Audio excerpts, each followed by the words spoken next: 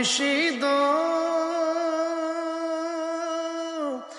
কি আমার ভাঙা ঘর। আসসালামু আলাইকুম ওয়া রাহমাতুল্লাহ। আশা করছি সবাই ভালো আছেন।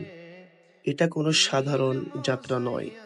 আমি চলেছি এমন একজন মহাপুরুষের দরবারে, যিনি মানুষকে মানুষ বানাতে শিখিয়েছেন, যার জীবনের প্রতিটি ধাপ ছিল আল্লাহ তার রাসূলের ভালোবাসায় ভেজা।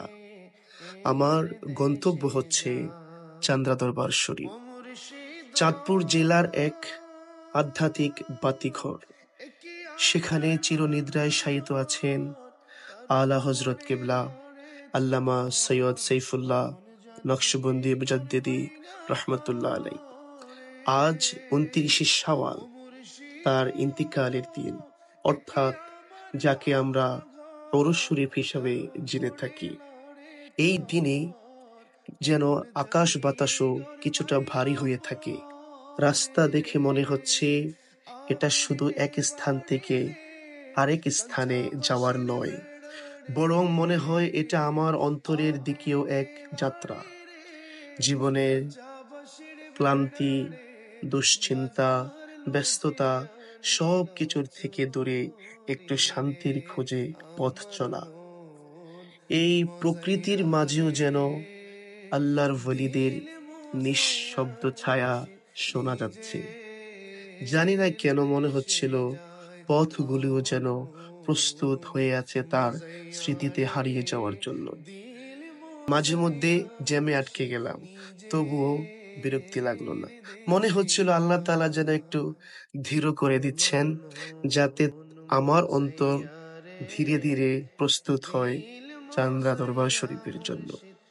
রাস্তাটা হয়তো পুরোপুরি মসৃণ না, তবুও হৃদয়ের প্রশান্তি এমন মসৃণ, যেটা শহরের বিলাসিতাকেও খুঁজে পাওয়া যায় না। যে এর দেশে যায় ও মুর্শিদ। দীর্ঘ পথ শেষে অবশেষে পৌঁছালাম সেই দরবারে, যেখানে বিশ্রাম নিচ্ছেন সময়ের এক বড় ওলি আলা হযরত কিবলা রহমতুল্লাহ আলাই। এখানে এসে মনে হচ্ছে আমি এখানেই আসিনি, বরং আমাকে ডেকে আনা হয়েছে। একটা মেহমানের ডাক পেয়েছি আধ্যাত্মিক রাজপ্রাসাদে। আবির নেবাড়ি রে কাঞ্চা বাঁশের বেড়া রে, আবির নেবাড়ি রে। আসসালামু আলাইকুম ইয়া ওয়ালি আল্লাহ, আসসালামু আলাইকুম ইয়া সাইয়্যিদি ওয়া রাহমাতুল্লাহি ওয়া বারাকাতুহু।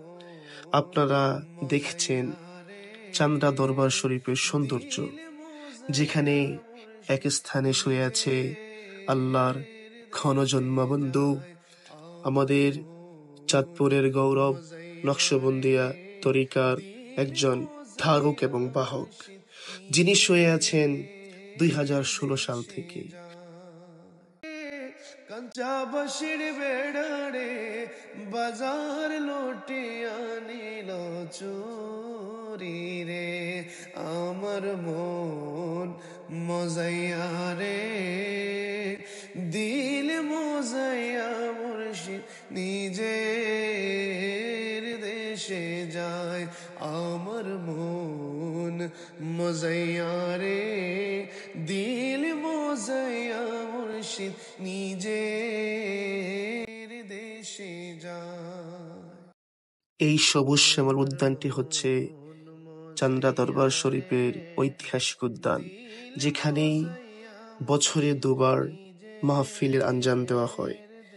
আগস্ট মাসের ৩ এবং ৪ তারিখ ওরসে মুর্শেদে আজম পালন করা হয়, এবং ঈদে মিলাদুন্নবী সাল্লাল্লাহু আলাইহি ওয়াসাল্লাম উদযাপন উপলক্ষে এই মাঠে মাহফিলের আয়োজন করা হয়। আমরা এখন ঢুকছি আমাদের মুর্শিদ কিবলার দিকে।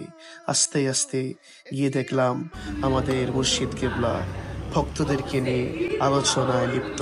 তিনি তাদেরকে বাণী শোনাচ্ছেন তরিকতের বাণী শোনাচ্ছেন, আল্লাহর দিকে ফিরে আসার বাণী শোনাচ্ছেন।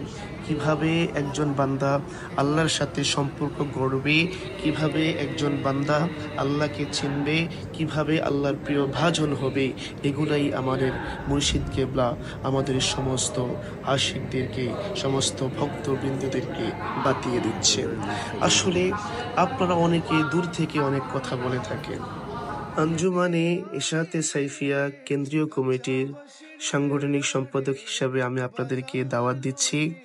আপনারা সবাই এই দরবারে আসবেন, এসে একবার এই দরবারের মেহমান হয়ে যান। দেখবেন আপনার ভ্রান্ত ধারণাগুলা বিলুপ্ত হয়ে যাবে।